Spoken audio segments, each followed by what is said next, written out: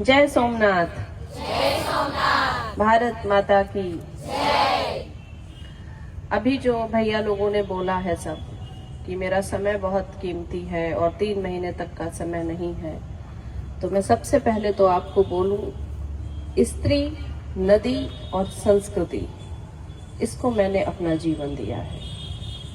और जहां भी बात स्त्री की होगी, नदी की होगी, संस्कृति की होगी, ना मैं प्रांगण देखूंगी छोटा और बड़ा है, ना मैं आमंत्रण देखूंगी कि गरिमामयी है, सम्मान से दिया है या नहीं दिया है, ना मैं ये देखूंगी कौन बुला रहा है।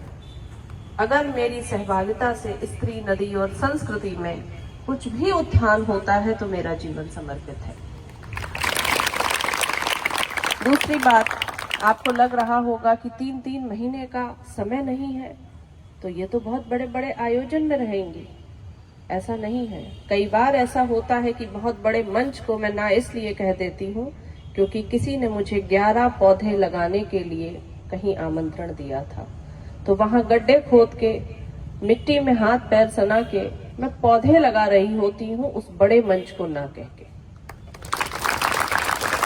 क्योंकि अपने जीवन में यह समझना बहुत आवश्यक है, राम और जानकी की तरह, कि कब वनवास चुनना है और कब सिंहासन पर बैठना है। इसका संतुलन आने पर ही हम राष्ट्रहित और मानवता के हित में कार्य कर सकते हैं। समय मुझे कम दिया गया है, 3 मिनट, लेकिन बात महत्वपूर्ण है तो मैं संक्षिप्त में अपनी बात आपसे जरूर रखूंगी। सबसे पहले तो आप घर जाकर अपनी नजर उतरवाना। आप सब बहुत सुंदर लग रहे हो, बहुत प्यारे लग रहे हो, और प्यारे इसलिए नहीं लग रहे हो क्योंकि मेकअप है, आप सुंदर हो। आप प्यारे इसलिए लग रहे हो क्योंकि आप संस्कृति से ओत-प्रोत बैठे हो। संस्कृति का लहंगा, संस्कृति का झुमका, संस्कृति की चूड़ी, संस्कृति की बिंदी।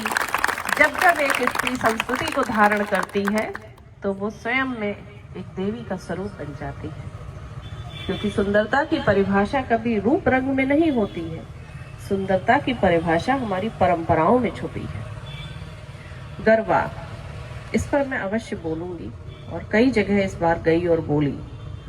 ये बहुत दुर्भाग्य है कि गरबा का अर्थ हम भूल गए। गरबा और डांडिया का अर्थ है माँ दुर्गा को केंद्र में रखकर उनके चारों ओर परिक्रमा कर कर नृत्य से, गान से, आभूषण से, पोशाक से, परंपरा से, संगीत से उनको लुभाना कि देवी मान जाओ, देवी हमारे घर पधारो, हमारे प्रांगण में आओ।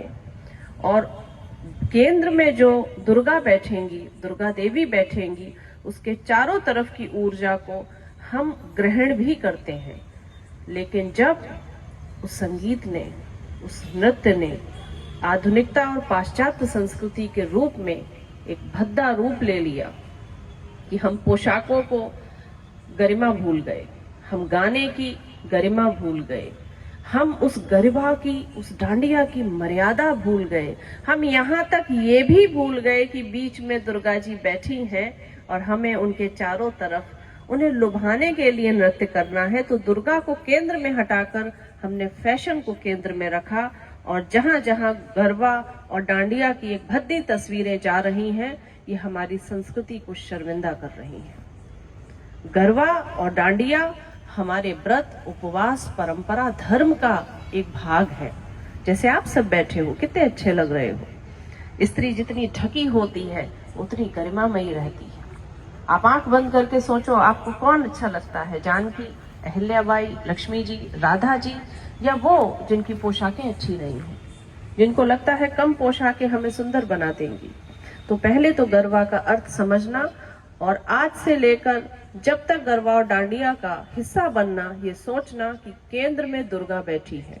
प्रतिमा हो या ना हो, पर अदृश्य रूप से दुर्गा जी बैठी हैं, और दुर्गा जी के बैठने का हमें वैसे ही मान रखना है जैसे हम जब मंदिर में जाते हैं तो हम नतमस्तक होते हैं, सर पे पल्ला रखते हैं, साड़ी और सूट और जो भी हमारी पोशाक है वो संस्कृति के अनुकूल होती है। धीरे धीरे अब मंदिरों से पाश्चात्य पोशाकें हट रही हैं और अनुमति मिलना बंद हो रही है। ये बहुत अच्छी पहल है संस्कृति के लिए।